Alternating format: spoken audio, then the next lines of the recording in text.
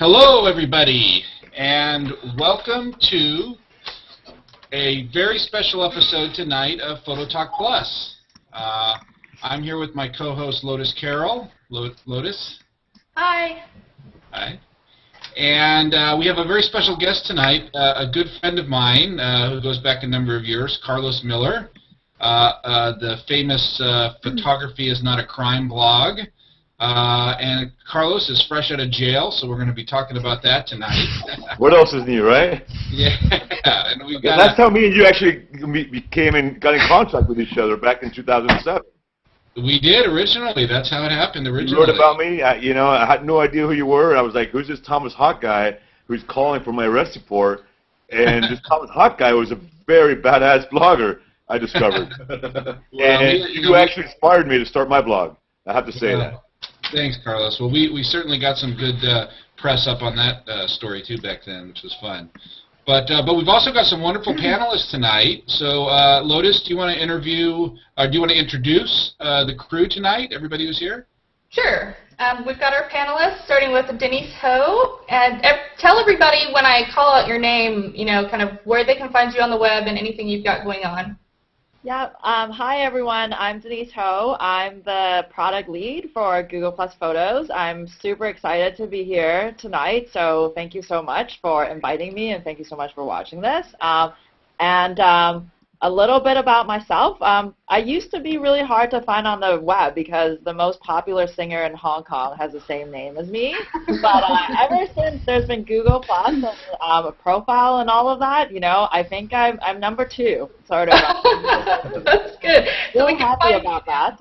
Really excited to just, hear about all the excitement that is going on in Google Plus. Really excited about our special guest tonight. So, yeah. Thanks. Thanks for being on, Denise. Denise, I'm sure you sing better than she does. Yeah, that will be a secret. All right. We also have Amy Heiden. Hey, guys. I'm Amy. You can find me online, why did I say www? God, that was like 1980 something. amyheiden.com. What am I up to? I'm going to Yosemite this weekend for a little full moon adventure with some people actually from Google Plus. Looking forward to it. All right, Amy. I wanted to go there. I couldn't. Amy, I loved your write-up on I Love G Plus this week. I thought that was great. Thanks. Yeah, it's definitely changed a lot of things for me. It's made photography easier. I can find tons of people to shoot with all the time, and I've just met some really awesome people, so why not promote it? I think everybody should be on here. I think we have a lot of your fans in the chat room tonight too, so probably trying to heckle me. Yes. There was some pom-pom shaking going on earlier. Oh, that must have been a Mrs. Elizabeth. Okay, who else we got, Lotus? We've also got Eric James Lefflar. What is up, everybody? My name's Eric. You can find me on Google Plus and my website, ericjamesphoto.com. I'm actually a photographer in the East Bay area of California. Relatively newbie in the field. I've only been doing this about a couple years. Just started a photography business last year, focusing primarily on wedding, portrait, and event photography. Though what I show on Google Plus is most of my personal work, but I'm actually going to shooting a wedding in Puerto Vallarta, Mexico in a couple weeks, so I'm really excited about that. That sounds fun. Never been there, and yeah, so I'm equally excited to be here tonight, so thank you guys for having me. Well, thank you.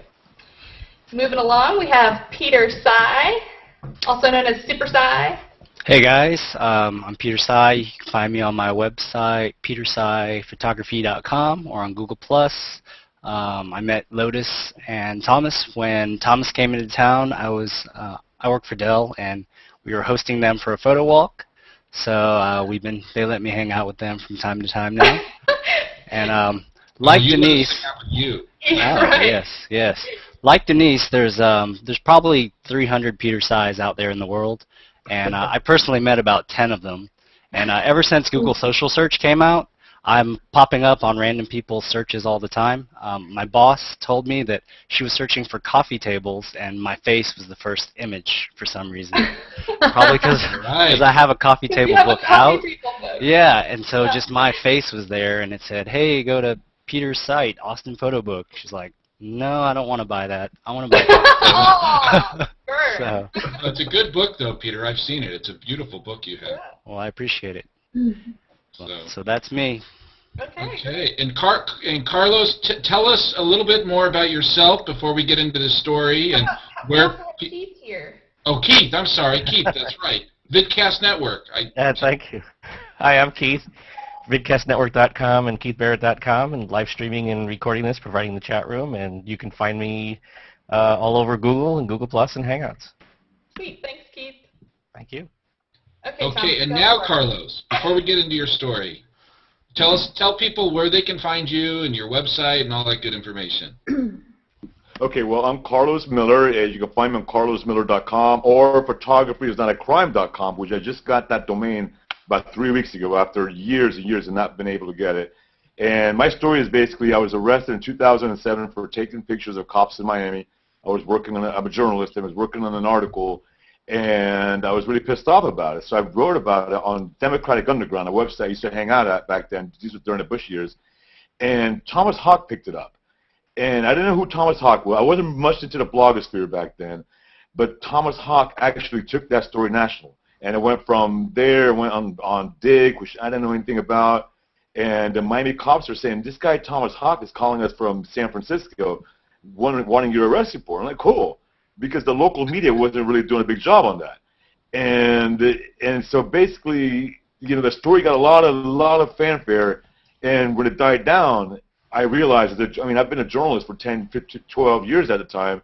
I realized, if I'm going to go to court, I needed to get the media back up into it, so I started the blog. This is like 2 months after my arrest, and it was Thomas Hawk who actually inspired me, because I used to think bloggers were just people who wrote and had nobody following them.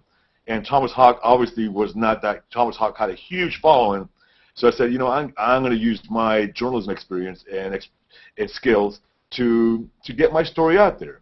And it was just about, in the beginning, it was just about to write about my case before I go to court and to kind of sway the public opinion. And when that was going on, the judge basically kept postponing the trial, and it went on and on for. And in the meantime, I had this blog that wasn't doing anything, because it was really about me in the beginning.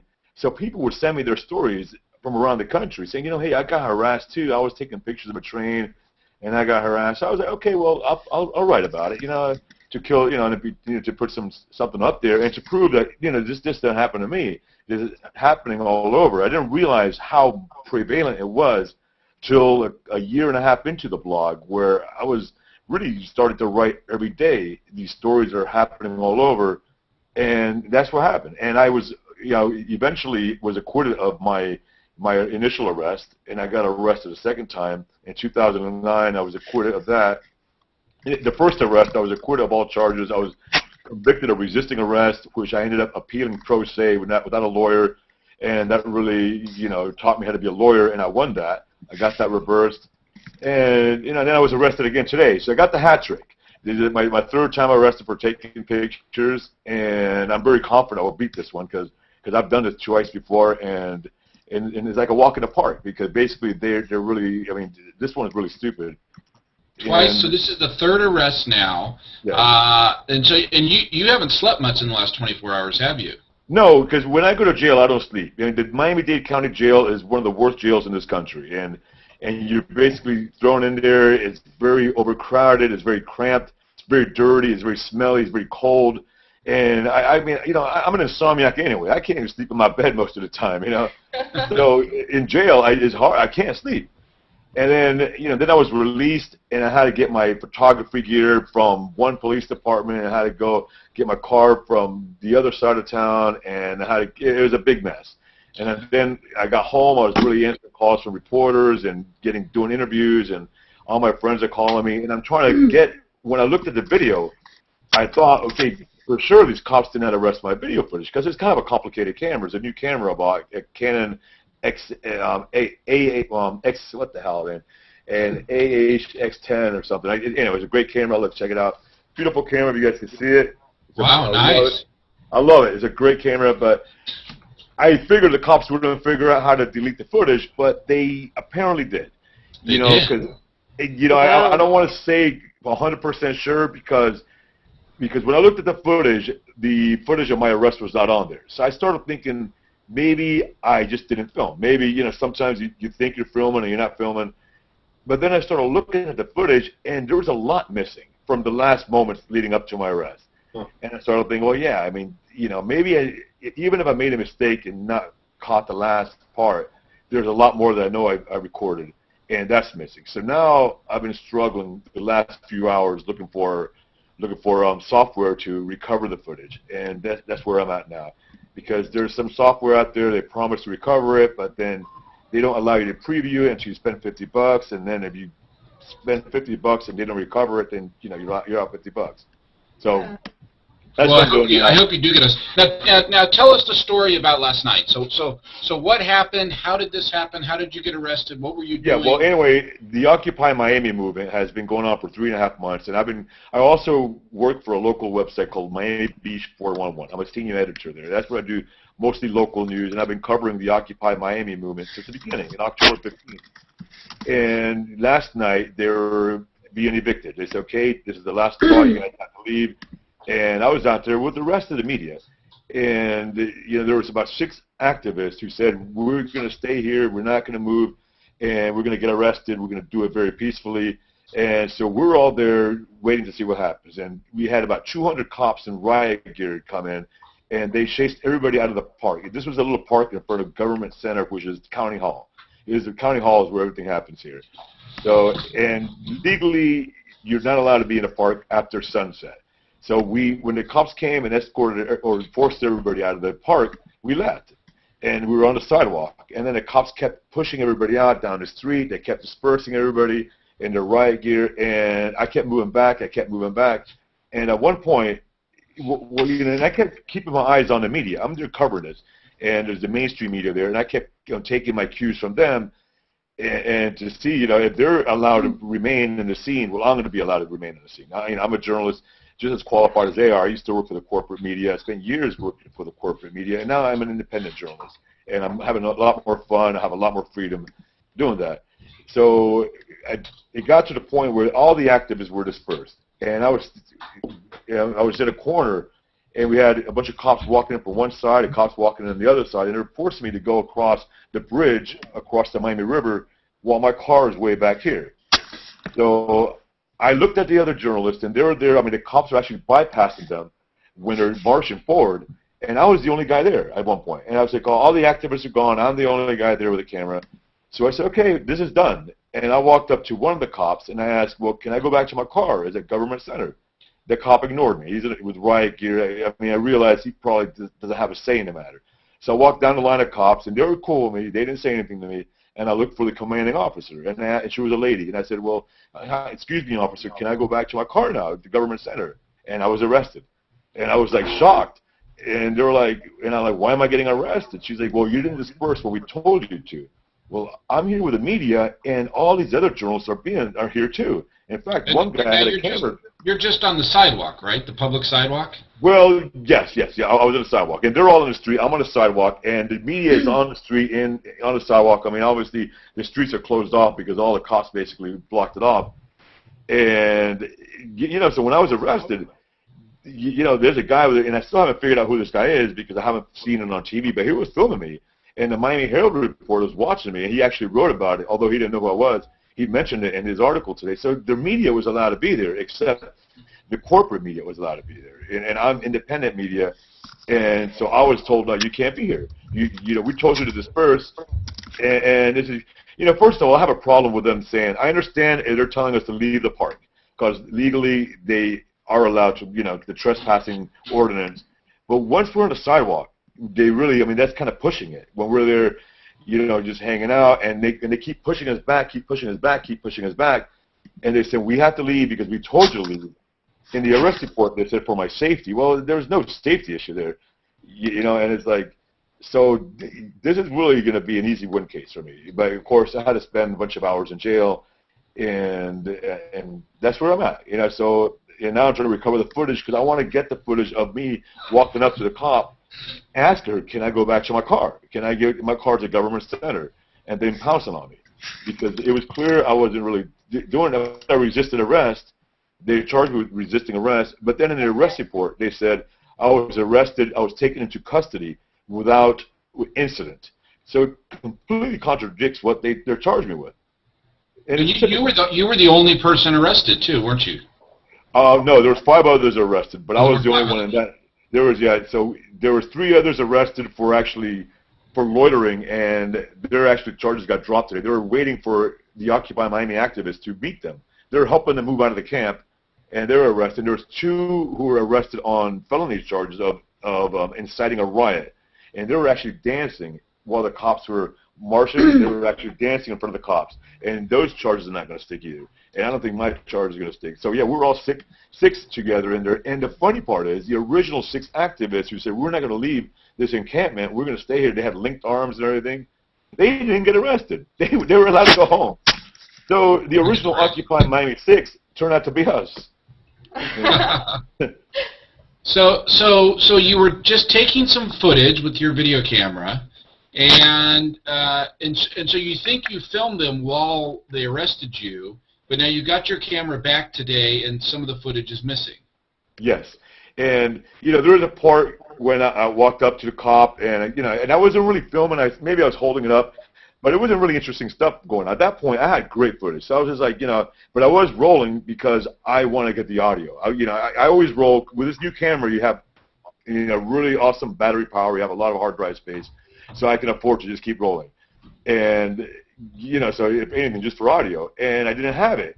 And I thought maybe I screwed up. Maybe I just didn't hit the record button. But I know there was a lot of footage before that, right before when I was stuck on that street and the cops were walking in from one side, Miami-Dade cops and Miami cops, or City of Miami, there's 2 different agencies walking in like this. I know I got that part. I know there's a lot of stuff. And suddenly what I found is the latest clip was actually from way before, like a block and a half before all this happened. And I know there's clips of them charging towards me, and I'm like running backwards with my camera. I mean, really good stuff. And I have a feeling they went in there and deleted the last few clips. And that's pretty terrible if they did that, because they have no right to take your footage for sure. No, they had no right. And even if I actually do recover it, how can they prove that they did that? They can just tell me, oh, well, you deleted it yourself, and then you recovered it yourself, or whatever. So it probably will go nowhere, because cops pretty much can get away with anything, because they're cops. Unless you catch them blatantly on camera doing something, which is why I'm such a big supporter of photographing and videotaping cops. They get away with whatever. And that's the whole thing. That goes back to my blog. What I always say is, people always ask me, like, why should you record cops? Why, why should you, if they're uncomfortable with it? Well, because what happens is cops have always historically, and I've learned this through my arrest, is when you're not recording them. My first 2 arrests were still photography, so I didn't record them. They make up their own stories. They create their own version of the truth, and when you go before a judge or a jury, they're going to believe the cop. The cop's going to be in his uniform. He's like, yeah, well, he took a swing at me. I was in fear for my life. And when in reality, you were the one who was in fear for his life, Or, like yesterday when they got me, they were like, stop resisting, and I wasn't resisting. I mean, I had like $5,000 worth of camera gear, more than that, and I'm not going to fight a bunch of cops in riot gear, because I'll die, I'll lose, I'll destroy my camera gear. So I said, just arrest me, and that's it, and please don't break my camera, just handcuff me if you have to. And like, come on, go down. They're trying to push me down. I'm like, guys, and at one point, when I saw the TV meet on camera pointing at me, I lifted up my arms. I said, guys, I'm not resisting, please. And I spoke very loudly. And then they they were cool with me after that. They were, they're a little bit more relaxed. But, it's very important that we are able to record cops, because they will create their own truths. And, and at the same time, they record us for that same reason, because there's a lot of citizens who say, well, this cop beat me up, he abused me. When in reality, the cop did not do that. So the cops have resorted to that too. So it protects themselves, and I'm in full agreement with that. I think we all should record each other, and we all should be in our best behavior. And if we screw up, well, then it's on video, and that's it. It's no longer he said, she said. It's like, there's the truth right there on video. So Carlos, what happens from here? So you had to pay bail, right? Yes, well, I I got a bondsman, so I paid him $100. My bail was $1,000, so I have to go to court, which I will. And and I have, we have the National Lawyers Guild who's helping me out. I have a lawyer who's been with me for my first 2 arrests, and I didn't even talk to him about this because I've been up all day.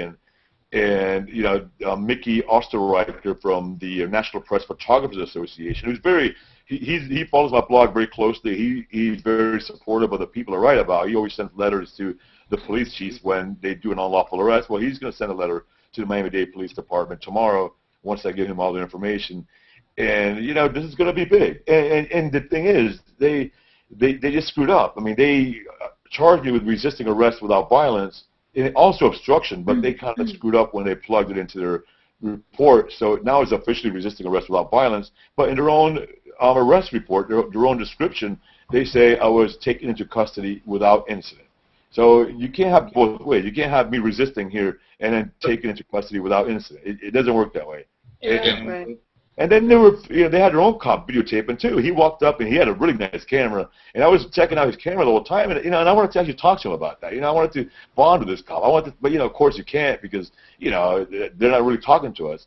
But so he came up to me, and he started, and they're all like, "Yeah, we're recording you," and I said, "Cool. I mean, look, for the record, I'm not resisting, okay?" And I would love to get that footage, but I probably won't, because it doesn't really make them look good. Right, but do they have a legal obligation, possibly, if this goes to court, to provide that footage? Oh, yeah. Well, I mean, it's a public record, of course. Right. But you have to go through the channels. You have to file a Freedom of Information request, and you have to go through the whole chain. I mean, we'll do it, I mean, I'll definitely do it. I do want to, even though I'm confident I can beat this case without going through that, I mean, already the 3 of the activists who were arrested with me for loitering when they were waiting for the activists to give them a ride out of the encampment, their charges were dropped because the state decided we're not going to pursue that. Because if you read that arrest report, it's very laughable. But they haven't dropped your charges yet. No, they haven't dropped my charges yet, and they haven't, and that's because, I don't know, I haven't really, because I got bonded out. I didn't go before the judge. They went before the judge. They hung out there for you. I wanted to get out of there so I can get my stuff, So. No, and even if they did, I do want to make a big issue. Even if they do drop my charges, that's not the point. I will win that case. I mean, I'm very confident I will win that case. My issue is, right now is, aside from deleting my video, is, I mean, why am I treated different than the other journalists? When I'm clearly media, and I was, I've been covering this movement from the very beginning, from October 15th, when they set up encampment there. I mean, I covered it better than the local mainstream media. And so why am I being singled out, and that's it. That's the issue I want to drive home to these cops, that, just because you're the corporate media doesn't give you any more rights than if you're the independent media, or if you're just a Joe Blow sitting there on the side of the corner, on the side of the street with a little cell phone camera. I mean, that's the law. Well, clearly there was no threat. There was no danger at this point. You were just trying to get to your car. I mean, they have all these riot cops. You're certainly not a threat. It seems to me just absolutely ludicrous that they would bother to arrest you when, it seems like the situation's under control. All you're doing is observing and filming. You're not throwing things at the police or doing things like this. So I'm sure you will beat it. But the point is, you shouldn't have to go through this hassle that you've had to go through. No, and their explanation was, well, we told you to disperse, and you did not disperse. Right, but, but they're singling me out because all the other journalists were there. And that's it. That's their explanation. And then she was like, the woman cop was like, do you have drugs or weapons on you? And I said, no. And she yelled, do you have drugs or weapons on you? I go, no. And then, of course, meanwhile, all these cops are sticking their hands up and down my pants, fondling my crotch and up and grabbing my ass. And I'm like, no, I don't have anything. I mean, I'm being manhandled. I'm being literally, just raped there, by all these cops. And I'm like, okay, and that's why I put my hand up there. Yeah, rape me if you want. I don't have weapons on me. I'm a photographer, man. I got cameras on me. That's all I have. And I'm not going to be stupid enough to carry weapons there. I mean, I don't believe in that. I mean, I believe in photography. That's my weapon. And that weapon, to me, is probably more dangerous than a gun because, in the eyes of many cops, it is more dangerous because they don't want to be. Yeah. But at the same time, I do want to stress, these cops, although there were 200 cops in riot gear, for the most part, they were kind of cool. They were not like Oakland cops that we've seen gone crazy. You know, and for Miami cops who do have a bad reputation for using excessive force and not being legit, being corrupt, they were really, you know, and I got to give them props for that. You know, it's just this one woman cop who said, arrest him, and then they had to arrest me because she's like the commander. That's where we're at. Yeah, that's pretty crazy. I took lots of photographs of the police here in the Occupy San Francisco movement, and I've shot the Oakland cops as well, and I haven't had any incident, but it's you know, it's crazy that you've had to go through that, and photographers shouldn't have to go through that. I mean, we are citizen journalism, we are media, every bit as much as the national news, and you know, we do have a right to film that, and you're no threat to anybody, you're no danger to anybody, and it's important that that gets done. Has the ACLU been very helpful down there? Have you talked to them at all? You know, the ACLU, I contacted them after my first arrest, and I was a member of the ACLU at the time, and they were not very helpful. So you know, and ever since then, I've been, you know, the ACLU on a national level, they've been very, you know, they always tell me about stories, and they really like what I write. The local ACLU, I mean, I don't have an issue with them, but they never really helped me out, so I don't really reach out to them. On the other hand, the Society of Professional Journalists, they did help me out for my first arrest, and they contacted me today. They say, you know, we have a lawyer who's interested in your case. So Norm Kent, who's actually a very, very popular civil rights lawyer, and he was helping me. He helped us out during the when we had the Fort Lauderdale incidents where they were telling people you can't take photos of the Rock of Ages film set, and we had a big photo protest, and we had the judge actually put out an order saying, yeah, you guys are allowed to take pictures of the Rock of Ages film set. When they put up signs that say you're not allowed to take pictures, even from the public, where the public's allowed to hang out and drink beer and spend money, but you're not allowed to take pictures, which is really absurd, you know. And they were basically trying to get away with that because the Rock of Ages film set was putting money into the city's hands. You know, they gave a lot of money for the permits or licenses or whatever. So the cops became security guards for these film people, and they're infringing upon our rights. So we had a photo protest, which I organized along with the Society of Professional Journalists, along with Norm Kent, who is the lawyer I'm talking about. And I mean, my job was to organize a protest. Norm Kent basically filed some motions with the court, and so it actually went to the courts, and the judge made an official ruling saying photography is allowed, which, you know, it didn't really have to reach that point because it already is allowed. But, you know, sometimes you have to educate people. That's true. And, well, hey, we've got a couple of stories, a couple of Google Plus stories that we're going to go through tonight, and then we're going to get back into more interview with you. So I want to start out. Let me just pull this up. The first story we're going to talk about tonight is a photograph, which, let's see if I can pull it up, by Joe Azur. Did you guys see this photograph of the Golden Gate Bridge he took? Yeah. Yes. Yeah. Mind blowing. Amazing photograph of the Golden Gate Bridge. It's something like a 15-minute exposure, and let me see if I can put it up here. Are you going to share it? Yeah, I'll screen share it. Okay. Let's see here. Okay. Okay, can you guys see my window? Yes. Yep. Okay, so let's see if I can pull it up a little bit bigger. I should be able to. Or maybe not.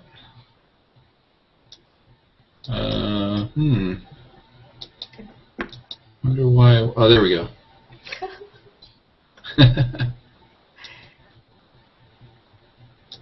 Now, why is it dark? I guess it's just loading. So, anyways, this picture, there we go. Wow. Joe posted, this was the most popular picture on Google Plus this week. It's a beautiful picture. For those of you that don't know Joe, I know Joe, I know Amy knows Joe, and some of the rest of you do. He's a wonderful, wonderful photographer, and he shoots the Golden Gate Bridge and sunrise and sunsets over and over and over again. This particular exposure is about a 15-minute exposure. And basically, Joe put a post out today that got something like 1,836 plus ones this post got. About the fact that, he just finds an emotional balance getting up and shooting the same thing over and over again, sunrise and sunsets and things like that. And obviously he's cut the bridge in one of its best shots that I've ever seen of the Golden Gate Bridge. What do you guys think about that? You guys shoot the same thing over and over again? At some point, yeah. But I don't know if, not religiously, really, not on purpose. Yeah, go ahead. When I was shooting my book, I had to visit the same spots 2 or 3 times because the light wasn't that good, or I just didn't like my photos of it. But I think after 2 or 3 times, you kind of get sick of it, and you don't really want to come back. So Joe must really love the bridge to go back over and over. I think I would have to take like a month break between shoots to kind of regain that inspiration. Yeah. Yeah. Personally, I like to shoot just about everything. Lotus and Thomas, I admire your work so much because you just have this ability to find art in just about anything. And I connect with that, but I think also the people that really are drawn to the same thing over and over again, I think that's awesome. For Joe, it means more than just the picture. It's part of his, it's part of his, it makes him feel happy on the inside too, not to just create something that's visually appealing. So, another person I think of is Nathan Worth in his self-portraits. A lot of them have that same feel to it, but they're just so well done and so still unique in each of their own way that I think there's beauty in that consistency too. So I don't know. I find that sometimes, it's in our busy lives these days, it's hard to find time for photography. And I know that Joe lives in the city and he works in the city. So for him, I think just getting up religiously it's something that I would love to do, but I can't get myself to do it every day. But it's a way to take pictures every day. And the bridge is something kind of iconic, and the light changes every day, the weather changes every day here. So I kind of think you get something different every time you go out. And I've had conversations with him, and he's got a few spots that he's just trying to get the light perfect. So he just wants to keep going back, and it's a way to shoot, before work, after work, to get something in that's convenient and still kind of get your love of photography in. I really respect his persistence with it, because you were saying he's waiting to get it just right. He's wanting to get it just perfect, and you have to think about we all oohed and awed over this photo, but if he had given up a long time ago, it wouldn't be here. So it's very admirable, I think, too. Well, if you think about it, this is a 15-minute exposure, so he gets one shot at this. Yeah.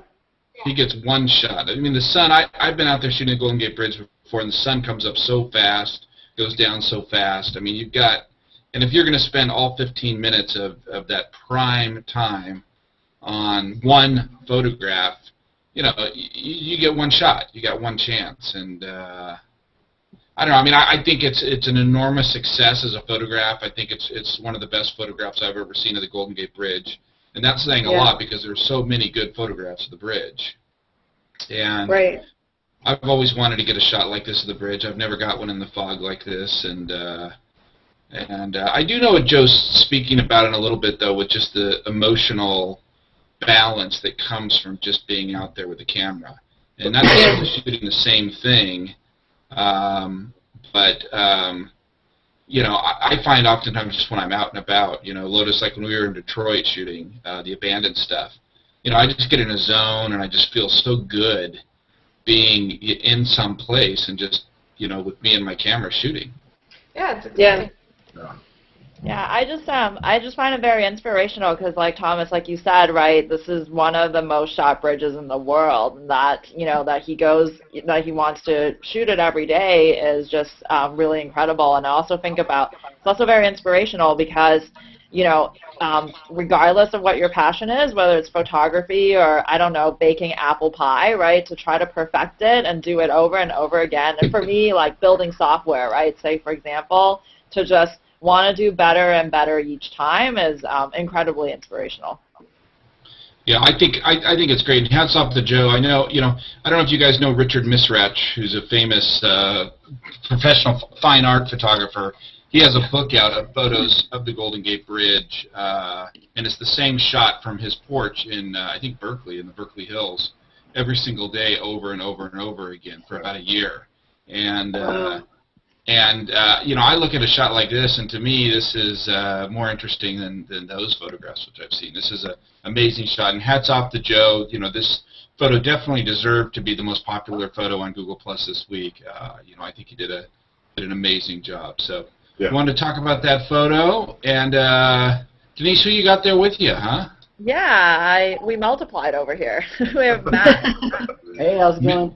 Matt Steiner. Matt, how are you? I'm doing well. All right, Matt. How are you guys doing? Haven't seen you in a while. Yeah, we're doing good. So Matt runs the Google Photos team, right? Yes, I'm the engineering lead. Denise is the product lead. Yep.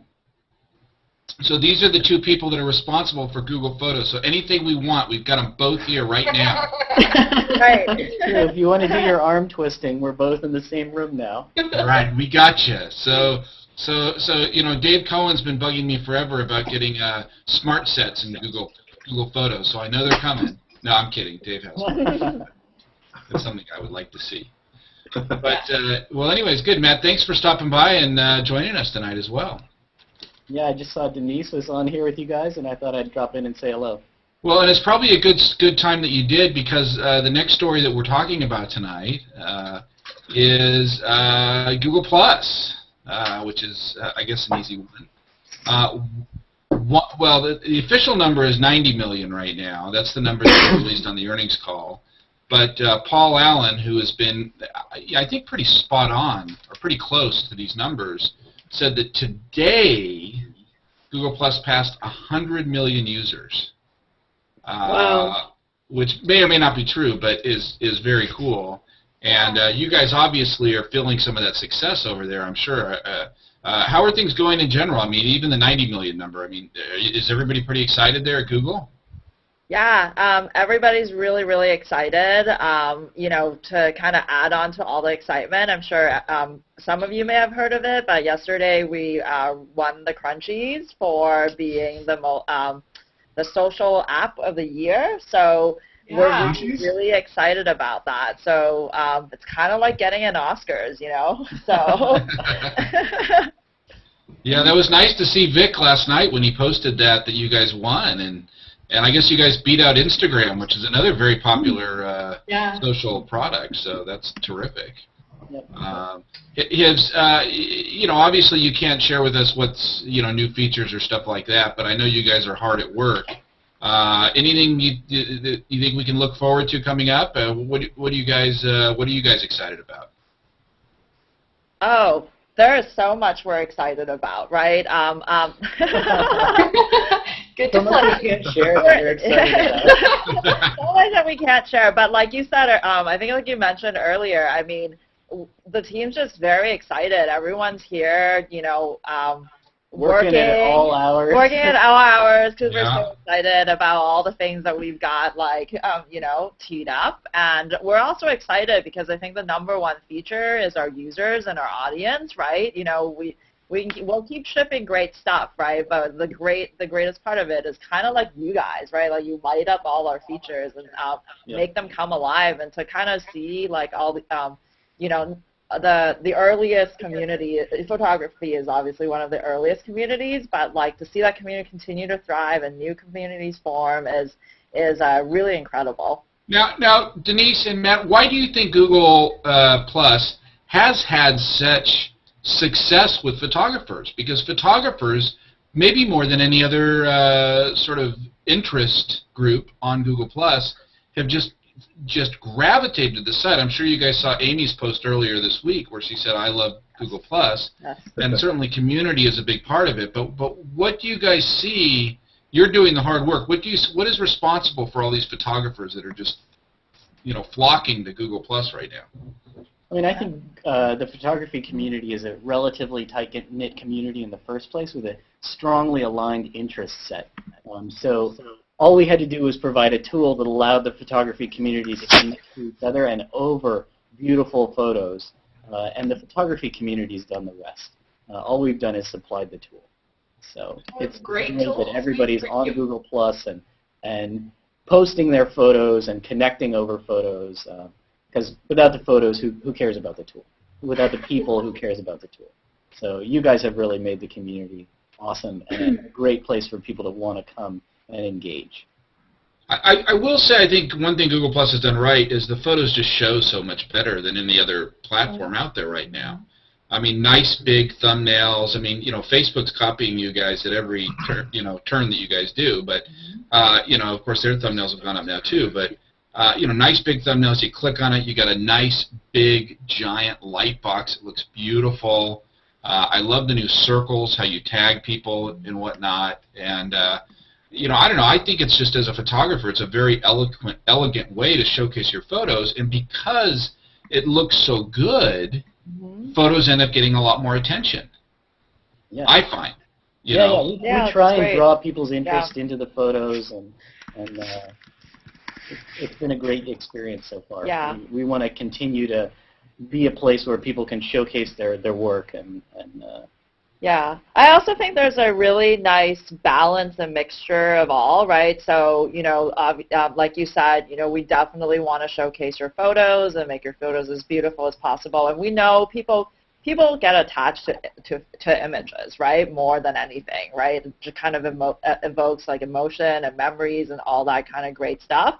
But I think at the same time, because it is a social platform, right, and there are things like the stream and circles and things like Hangouts too, right? They all kind of feel each other, right? Like, you've got beautiful stories, but then you can actually have real stories and talk about them because there's tools like Hangouts and the stream. So I think they kind of all really play nicely together. And I also did want to say that, all of you guys who are here very early on, you guys did a lot of amazing work for help drive the success of Google Plus, right? So all of you guys are a lot of you guys are the first advocates of the product, and and that kind of really helped validate the experience. Yeah. Yes. Denise, I think I plus one that. Yeah. Well, anyways, guys, congratulations on the 90 million official number and the 100 million unofficial number that Paul Allen came up with today. And keep up the good work. I also want to say I thought there was a wonderful circle that was shared this week. Billy Wilson, who you guys probably know, shared a circle of the most people nominated, the most interactive. I guess it wasn't just photographers; it was people on Google Plus, and it was amazing. Lotus, I know you had a lot of fun in that thread as well to sort of watch that thread take off and watch. Billy ended up getting more than 500 comments and.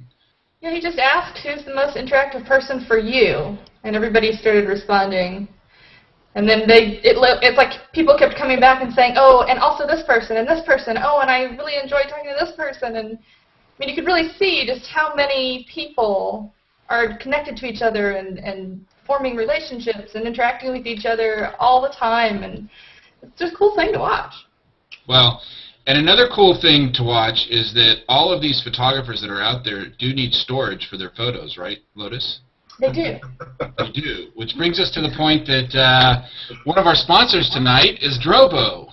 And Drobo is a wonderful tool that you can use to store your photos. So you have backups of all your photos, and data is replicated across multiple drives. It's what I personally use to store and back up my photos. I've had drives fail before. I think hard drives, it's not a matter of when they'll fail, it's or not if they'll fail, but when. Yeah. And I like with my Drobos that when one does fail, I can just push it out, pop a new one in, and I'm right back running again. And photos are so important to back up, and we're so thankful for Drobo for sponsoring the show and for taking care of our precious backups. Yeah. I know they had a special they ran a couple weeks ago, and I think they sold a whole bunch of them. But so we got to see if we can't get another one of those specials going again, huh? But in the meantime, they're a wonderful sponsor. We'd like to thank them for sponsoring the show. Before we get on to the next story, so which is the next story We're just going to do a quick update, and then we're going to get right into Carlos some more, on the Plus One collection book. Have you guys seen this? You guys followed this? What's going on with that? Yeah, it was a huge response. I think everyone's waiting on pins and needles to see what you guys see what's going to come of it. But I'm loving the idea. I want to buy it no matter what. It's an awesome idea. So many great submissions. Yeah, it's awesome. Yeah, I have to say, both Lotus and myself were, I guess, editors of a sort this past weekend, because the problem that they had with the book is, and this is a collaborative community book amongst Google Plus photographers, and everybody submitted a photo, their best photo of 2011, and we were going to publish a book. And Ivan Makarov, who is helping and kind of spearheading this effort, which I think it's wonderful to watch the community come together this way to publish this, and we're going to give some proceeds to charity. You know, to see the enormous enthusiasm for the project, we got so many photos that you can't publish them in one book. And, you know, if we're going to do a photo a page, and so we ended up getting over 500 submissions for photographs, and we can't really self-publish a 500-page book. So we decided that we were going to whittle it down to 200 or so photos, and so Lotus, myself, who else contributed on that, Lotus? Andy Lee and Mark Evans, Ingo Yeah, Meckman. Mark Evans, Patrick Smith, Ingo Meckman, Stefan Barale, Joel Tingelier, is that how you say his name? I don't know how to pronounce it. Mark Foreman, Steve Max Landeros. Anyways, all these photographers, we spent last weekend going through all 505 photos and giving them blind. It was completely blind. Yeah, it was blind. Completely blind. A rating from 1 to 9. And the top 200 photos, as they were voted on blind, are going to be the ones that end up in the book. They're going to have every photo in the ebook. They're going to have an ebook version of it that people can buy as well. And so every photo is going to be in there. But, you know, I don't know. I was blown away at the quality of the photographs. Great photos. I know. What size book is it going to be? Do you know? Like, I don't know, but it should be available in a couple of weeks. It's a landscape. Is that it's a landscape size book, and you know, and the nice thing about it is, for every photographer that participated in it, Sergey Brin has agreed to buy each and every one of them a book. Wow. I'm joking. So you keep saying things to try to get them to knock us off air. I know. No, I'm joking, of course. No, but I think it's a wonderful thing for the community. It's a wonderful way to come together. It's a wonderful way to support charity, and I can't wait to buy a book. I think it's going to be a wonderful thing to have. And you know, for a second there, I totally believed you and thought. I did too. I was trying to think, how can I get a photograph into this book now? Yeah. Well, I tell you, Matt, next time you talk to the big guy up there, just bring up the. No, I'm kidding. No, it is a wonderful thing, though, and I actually think it'll be. You guys should get a copy for your office or whatnot there, because it's a wonderful, I think, testament to the community that goes on, and we've got some people that work on Google Photos, possibly in the book. So I know Brian Rose, submitted a picture, and some other people. So yeah. Anyways, so that is that, which also brings up a good time, since we're talking about photos again. And particularly like buying things of your photos, right? To bring up our second sponsor tonight, which is SmugMug. SmugMug, we love SmugMug. We do, we love SmugMug. I know Lotus and I have both spent a lot of time these past couple of weeks working on our own SmugMug pages to sell prints. And Lotus, I think you got sort of a redesign on your page today, right? Yeah, it's just being finished up. It's not ready yet. But I've seen the mock-up, and it's so cool.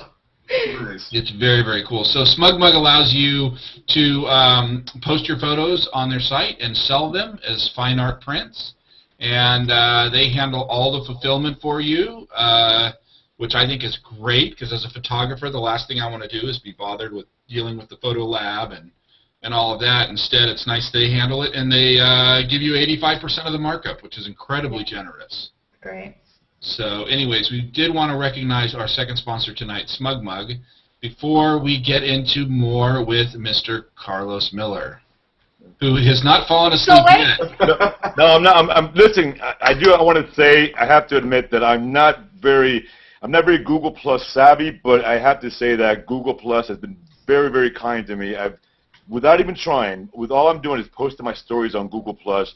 I had 5,100 people who put me in their circles in a few months. While on Facebook, I've been doing it for years, and I have, maybe 2,100 on Twitter, or maybe 2,300, and this is over years. So Google Plus has been, and because the photographers were on there, and there's a big concentration of photographers there, they've just warmed to me, and I still haven't figured out the circles and all that kind of stuff, and I have everyone on one circle called everyone. And one day I'll have to figure that out. I don't know.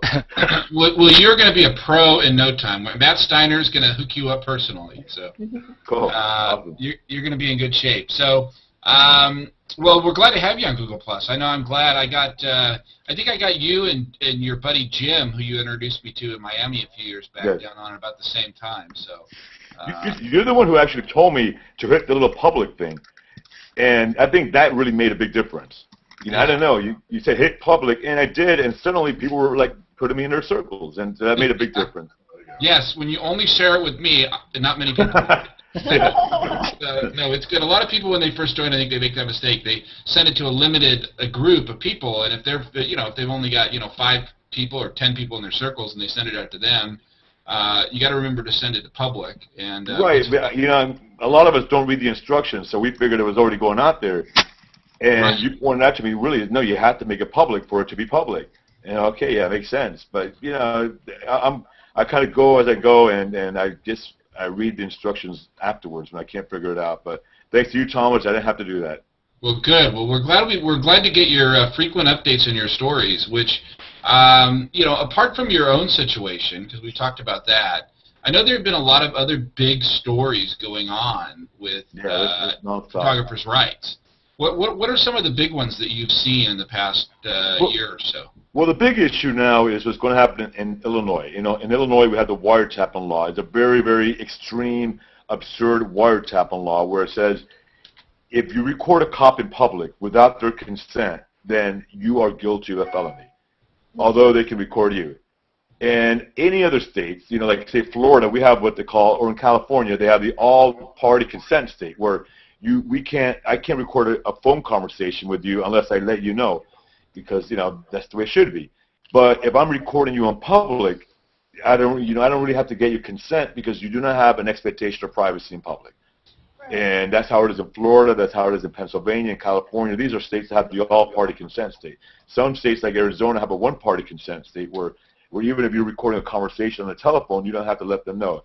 But Illinois has this real extreme law where even if you get the cop's consent, even if the cop sees you're videotaping him, even if the cop does not have an expectation of privacy, he can arrest you and you can be charged with a felony. You can be facing up to 15 years in prison.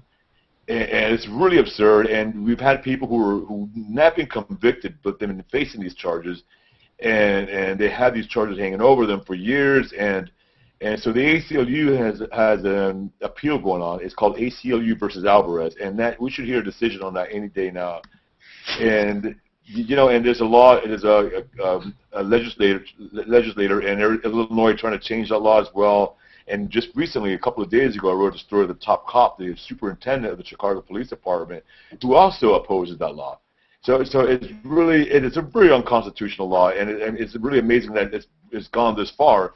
Because you have people who actually believe in the law, aside from the cops, the police union really supports the law, but you have politicians who really believe that cops have an expectation of privacy, and Chicago is really one of the most corrupt police departments in the country, and we, even if they weren't, we should be able to record them. So is it the last 2 governors of Illinois that are in jail now, in prison? Yeah, I believe so. The corruption in Illinois. Not that there's anything. Nothing against Chicago. I love shooting Chicago. But so this is going all the way to the Supreme Court, this case? Well, no, not the Supreme Court. It's in federal court, the ACLU, and versus Alvarez. So there's nothing that's reached the Supreme Court regarding photography or videography or anything like that, which is settled at the lower level. And this one will be settled. Although I would think we should maybe hope for a day where it comes to the Supreme Court because there's so much confusion. But for that to happen, we would have to lose along the lower levels, and it usually wins. But in this case, it will make a huge difference. And we've had this Simon versus the Glick decision, which was last year. It was the Boston guy who was videotaping cops in public, and he was arrested. And although they dropped the charges, the cops were saying, well, we want qualified immunity because we did not know the law. We did not know it was illegal. It was legal for them to record us. And they had the balls to actually ask for that. When if we break the law, ignorance of the law is no excuse. But they're saying, yeah, ignorance of the law is an excuse for us. We didn't know the law, although we get paid to enforce the law.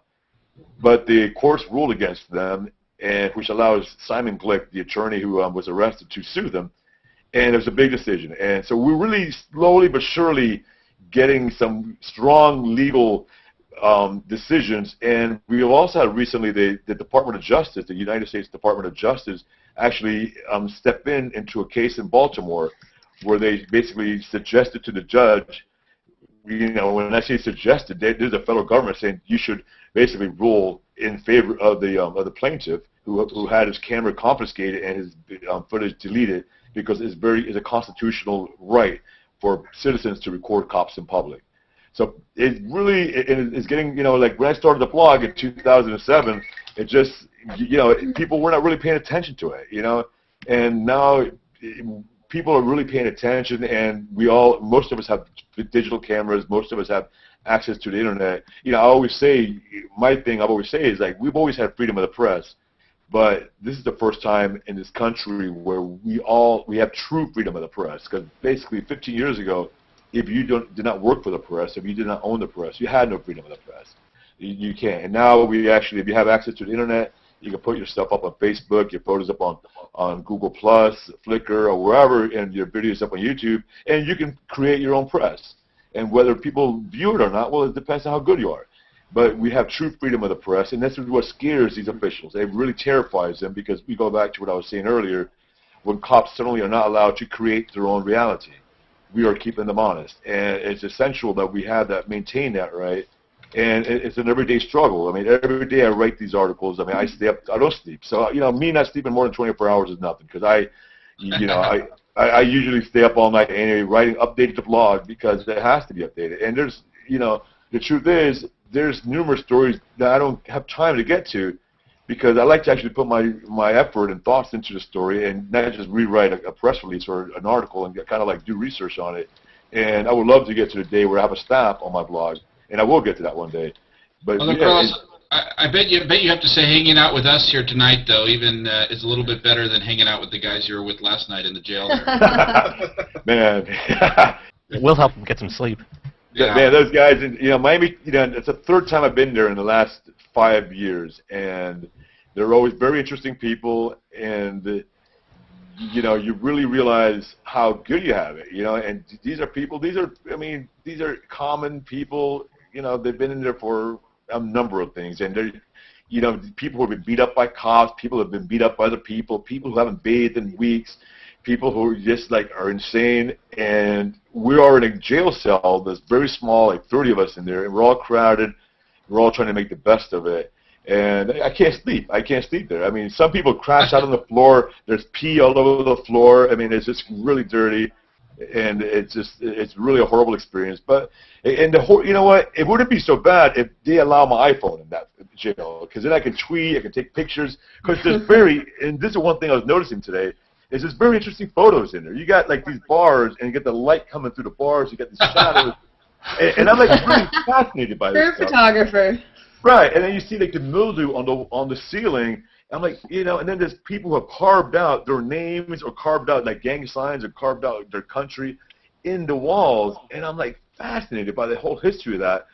And the people sleeping, the people's faces, they're all full of their beards, their profile. I mean, and there's a great things to tweet about the arguments that happen in the cell. The people argue with each other, and I'm I would love to tweet about it. And I keep reaching for my phone, and I have nothing.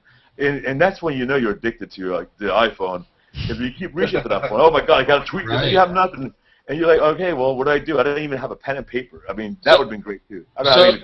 So is any of our panelists besides Carlos and Lotus ever spent the night in jail before?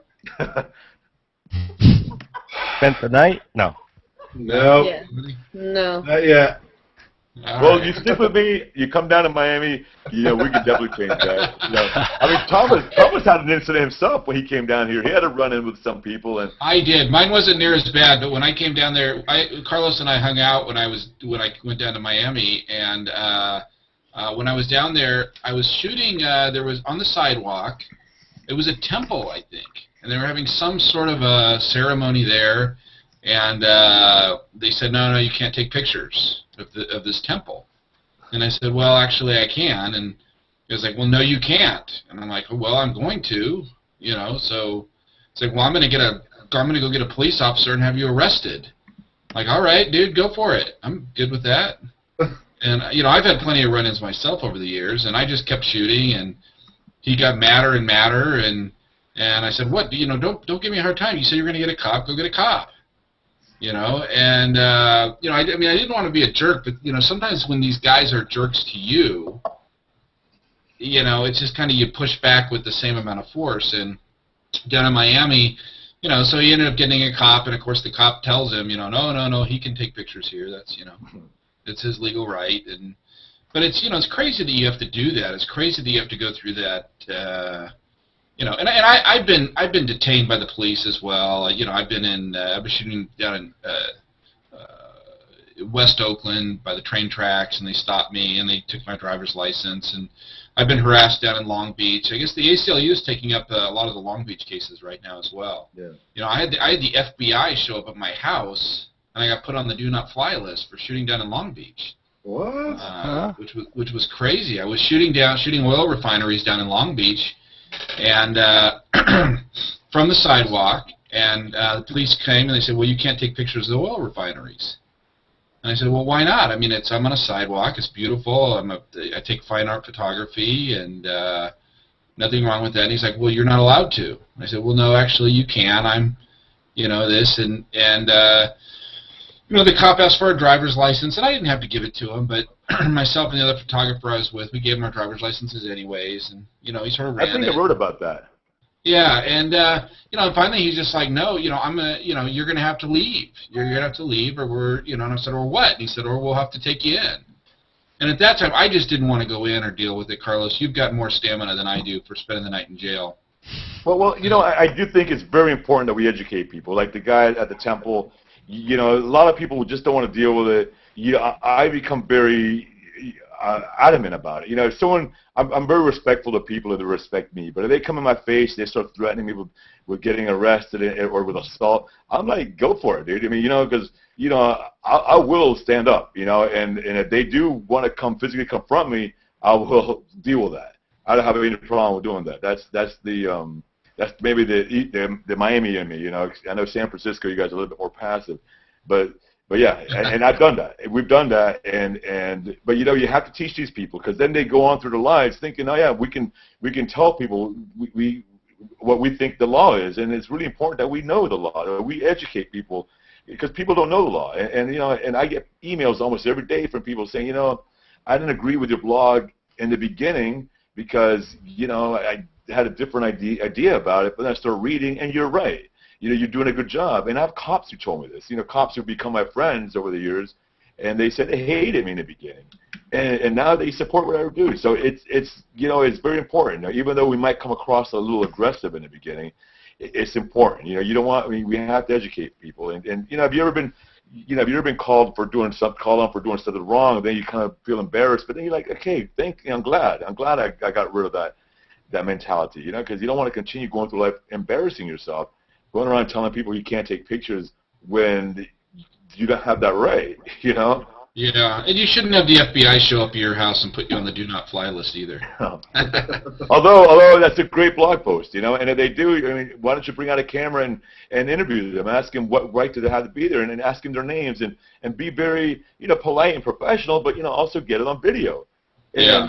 And, of course, that might get you in jail, but But you know, I mean, it's important though. It's important to remind them. I mean, they're videotaping us, you know. And the thing is, you know, Big Brother is watching us. Big Brother has always been watching us, and we are Little Brother. And now is time for Little Brother to watch Big Brother. It goes both ways, and we can't do anything about them watching us. And you know, frankly, I really don't care. You know, if I'm in public, that's the idea. You know, I have no expectation of privacy, and I'm not going to do anything stupid, or hopefully I won't. And if I do, well, it's my fault. Yeah. But you know, that's the price you pay. But you know, we have to educate them that we have as much right to record them as they have to record us. Well, hey, I see that Dave Cohen has joined us now as well over there at Google. Dave! Hey, Dave! How are you? Geez, we've got. Does the entire Google Photos team work this late at night, Dave? Yep. A lot of us do. There will be more people dropping in. Oh, well, good work. Good work, guys. Well, I know some of our panelists have some questions for Carlos as well. So does anybody have a question for Carlos? So what's the official law right now on photographing public places? Like Thomas said, you got harassed for photographing oil installations. About 5 years ago, I got called for jury duty, and they had arrested a man here in Austin for taking pictures at the airport. And the lawyer asked if anybody who was in the jury pool thought it was stupid that someone was arrested for taking photos, raise your hand now, and I did, and I was immediately excused. So I was excused, so I didn't get to see what happened. But I think they claimed that he was blocking traffic or something, and that's what they got him on. Well, the official law, as far as airports go, we are allowed. Here's another big issue: is the TSA checkpoints. Right. The TSA themselves, on their own website, they have confirmed that photography of checkpoints is allowed, and videography of checkpoints is allowed. But I have yet to meet a single TSA screener, and I do this every time I travel, who actually knows this law. You know, and they tell no, you're a terrorist, you're a threat. We're gonna put you on the no-fly list, and it's right there in black and white. And sometimes I have the law with me. Last time I was traveling, I forgot the law, so I had to go, you know, deal with that. But we are allowed to record them. And the thing is, these TSA screeners are under a lot of controversy because a lot of them are getting accused of stealing and molesting, and I'm talking about actually molesting not just passengers, but people in their own, you know, private lives. There's several of them who have been arrested on sex charges, and you know, and they're fondling us, they're searching us, and they're putting, you know, if we refuse to go through the little radiation deal, which has proven to cause radiation, you can opt out, and then they'll have to frisk you. Well, we have the right to videotape that, you know, and they're videotaping us. It goes back to what I said before. They're videotaping us. We should videotape them without, of course, impeding traffic, without, you know, if you want to stand aside and videotape them, and they should be cool with that, but they don't. And their own policy says we could. So we have the law. I mean, in the airports, the law says we are allowed to record the TSA checkpoints. They'll ask you, and this is not actually against the law, they'll ask you, don't photograph or take pictures of the screening area for, like, you know, and I kind of personally see that as an invasion of someone's privacy. If I'm actually photographing, say, like your you know, whatever you have in your suitcase, because it's none of my business. That's an invasion of privacy. Right. So I respect that, but it's a request that we ask you not to do that. But it's not actually against the law. But you know, my whole thing is just to record the interchange between myself and them, or my family and them. My aunt last December, you know, she has a metal hip, and they took her aside, and they wouldn't allow her to give her certificate that said she has a metal hip, and they took her aside, and they put her hands all over her, and she was pretty pissed off about it, you know. And we hear stories of grandmothers getting fondled, and we hear stories of little kids getting fondled, and it's a big joke. It's security theater, and it's really, these people are not really trained. I mean, they're not trained because if they were trained, they would know their own policy about photography. They would, and it's been 2.5 years it's been on the website, and they don't know it. Not the supervisors, not the people hired as supervisors, not a single person. And I try that every time I travel, and not one person. I can't wait to meet that one person, because I'm going to make him like TSA Screener of the Year on my blog. I'm still looking for that guy. You know, it is kind of crazy how many people that work in airports don't know about the law. I mean, I had a police officer in New Jersey at Newark Airport. You know, I was taking pictures. I love to take. I think airports are beautiful. Gary Winogrand did a whole book of airport stuff, but Some of my favorite shots I've taken were at Logan at the international terminal. But you know, it's beautiful, and I was taking pictures of the architecture, and the cop says, "I'm sorry, you can't take pictures in the airport." You know, and Right. here's a sworn police officer that should know that yes, you can. And you know, sometimes I think, you know, they're either ignorant or they just want to flex their muscle, or you know, I don't fully get it. Right, and that's what this guy was going to court for too. He was just outside, and I think they claimed he was stopped in the walkway, and that was blocking cars, and that's what they got him on. But Ridiculous. Lame. yeah. Right. I mean, if you're going to test a system, you have to know the law. You can't stand in the middle of the street. You can't, you know, do other stupid things where they're going to arrest you for another thing. You know, you have to clear the pedestrian area, make sure you're, you know, and let people walk. And don't have a tripod, because tripods, you know, you're not allowed to have a tripod. Just, you know, clamp your tripod down there either, unless you get prior permission. But with a handheld camera, you are allowed, as long as you're not interfering, and let people walk and be professional, respectful. Yeah, go ahead. You know, sorry, step aside, take your pictures. And know the law, because I've written about people who don't know the law and they think they know the law, and then they get arrested for something else, like standing in the middle of the street taking pictures, and they're literally standing in the street or standing on private property after they're told they have to. You know, if you're standing on private property, even if it's like a shopping center, and the guard says you have to leave or we'll arrest you for trespassing, once they tell you that, well, you then step to the public sidewalk and continue taking your photos, and they might say you have to leave this area, and then once you're on a public sidewalk, you say, no, I'm on a public sidewalk. And know your law. It's very important you know the law before you challenge the law, because too many people don't, and they end up disappointed, and they're like, wow, you know, I didn't realize I was wrong. Yeah, I had an incident where I was shooting in the plaza by Bechtel's offices here in San Francisco, and this guy who claimed he was a cop, although he refused to identify himself or show me his badge, actually pushed me all the way into the street, grabbed my arm, and threw me into the street. Wouldn't even let me preview from the sidewalk. Later I got an apology letter, official apology letter from Bechtel's lead corporate counsel. Nice. I think they didn't want to have a lawsuit, but Was he the guy that was pointing at you? yeah, that was a guy. Yeah, I think I put the guy's photo up on Flickr, and it ended up getting Yeah, that was a good story. I remember that like one. 500,000 views or something. Yeah. It's Wow. crazy. But anyways, so who else has got some more questions for Carlos? You kind of nailed it for me. I had that question about private property. Like, as soon as you're off private property, but you can still shoot back at the private property. Yes. Yeah. If you're in a public street, you can shoot at the private property. And the private property is kind of interesting, too, because there's private property like your homes, which is clearly private property. Yeah. And there's private property like a shopping center, which is open to the public. And you know, if you're walking through the mall and you want to take snapshots of your family, which a lot of people do, you know, and so you walk into a mall, you always see, you know, shirts and shoes required, no cigarette smoking, or no alcohol allowed. You never see no photography. But then sometimes they come and harass you. And, you know, I think, personally, what I would do is like, well, let me see the policy. You know, because it could be a security guard just talking out of his ass, which, you know, happens all the time. But we've had incidents where, you know, over Christmas where, I forgot where, I think it was Pennsylvania, where it might have been Oklahoma, where anyway, grandparents were kicked out of the mall for photographing their grandkid, you know, on a little pony or something. And they get kicked out, and then the mall later apologized. So try to ask the security guard under what policy. Is there a policy?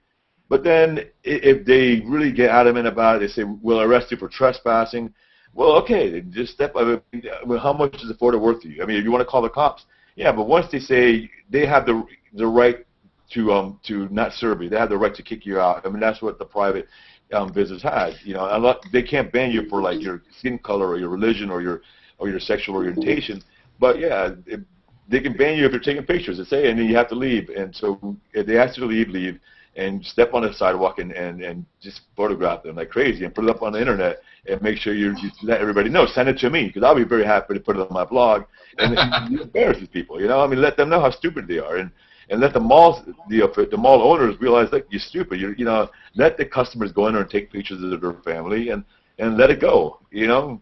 Because people, I mean, it's just amazing how people are so scared of cameras, you know, and I mean, as photographers, we realize cameras are really not, I mean, they capture history, you know, and if you're not doing anything stupid or embarrassing, then even if they take your picture, it's not going anywhere.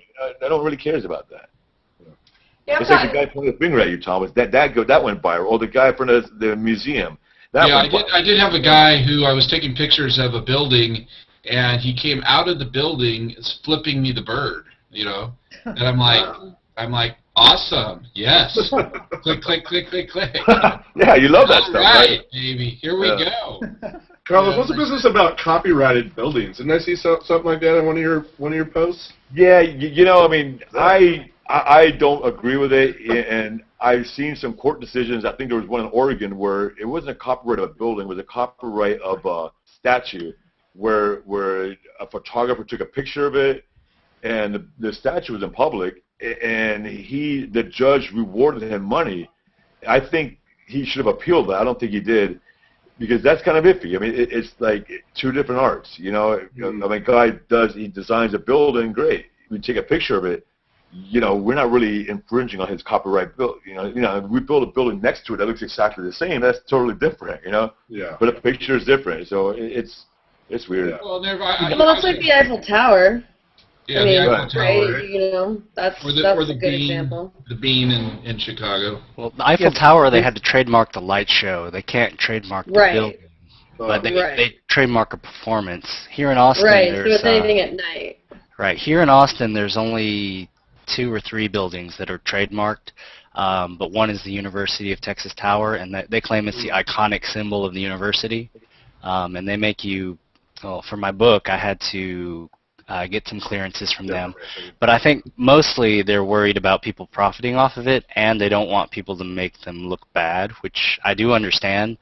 But it's kind of hard to copyright something that's viewable from the public. It kind of contradicts that if it's in public, then you should be able to take a picture of it.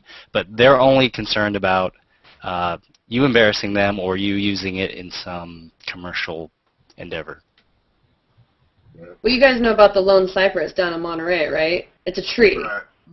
And Pebble Beach has trademarked that tree as their logo or whatever they've done. I think they actually got the trademark for the tree. So you can't actually sell a picture of the tree, but it's nature. I think it's totally ridiculous to think that you can't take a picture of a tree that's growing in nature from a public area and sell it because Ridiculous. yeah, it's absurd. Yeah, there's a building in Charleston that's like that, where the architecture of the building is copyrighted. You can't take photographs of it, can't sell them, but they sell postcards of it in the shops there. And I'm aware of other buildings where the architects have agreements that you can't take pictures of the buildings. See, I think those laws should be, if they are laws, should be challenged in court because I think they're unconstitutional. Some of this copyright stuff is out of control. I mean, I'm glad we stopped the SOPA PIPA stuff, but some of It's going it's to get still out of worse, control. too. Yeah. So who else has got questions for Carlos? I actually do. I'm actually curious how things work in other countries, like let's say Europe, for example. You know, if anyone has any experience. Well, France has they have a more of a privacy provision where, like here, I can take your picture in public and you have no expectation of privacy. Right. Unless I'm going to use your image in a commercial photo, and I would have to get a model release. In France, it doesn't matter if you're using it for commercial purposes. They have more, and I think Sweden has that too. If I want to bet, I do know France has that. So yeah, it's not as free as we have it here. England is pretty similar to what we have here in the United States, as far as either the right to privacy and expectation of privacy. Right. Yeah, like I understand it culturally in Germany, not just public things, but especially if there's people involved, right? It's you have to ask for permissions, right? You know, even if you have a side profile of a person accidentally in a photo and things like that. So. That's crazy. I remember the Metropolitan Police in London a few years back had a big campaign where they had actually a picture of like a camera. They're like, if you see people taking pictures of things that they shouldn't be, report them. Oh, we've had that here. We had that here in Chicago, and if you see it in the Chicago trains, and that became a big story. I wrote about it. Someone sent me a picture of it, and I just wrote a brief story on it. And suddenly, all the Chicago news stations are calling me, and they had to change that. Yeah, that's crazy. Well, hey, so at this point, we're going to have to cut the recorded show off. because I need to end it so I have enough time to trim the YouTube video that we're going to make out of this. But we are going to come right back. So everybody here on the show, I'm going to invite you back. Check my stream, my Google Plus stream, in 2 minutes, and come right on back. And we're still going to broadcast. We're going to take some questions from the chat room, and for Carlos and for others, and come right on back. But at this point, it's time to end the official broadcast before we get to the unofficial good stuff. And I'm going to go to get a beer. I'll be right back. All right, you get a beer. Carlos, come right back. We can't lose you. All right, guys, so thanks for a great show. Love hanging out with you guys, and we'll see you next week. Thanks, guys. Thank you. Okay, see you in a couple seconds.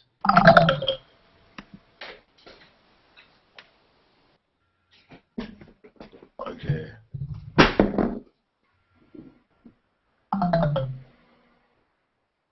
How do we do this? Do I need to go out first, Thomas? Yeah, how do I do this? Wait. Carlos, you and me are still here. I think maybe we need to leave, and then he's going to re-invite us. Thomas, are you still there? Yeah, he already bounced out. So go to your Google Plus, or go to Google Plus and look for the new link either on your page or Thomas's page. Okay. And it'll be there.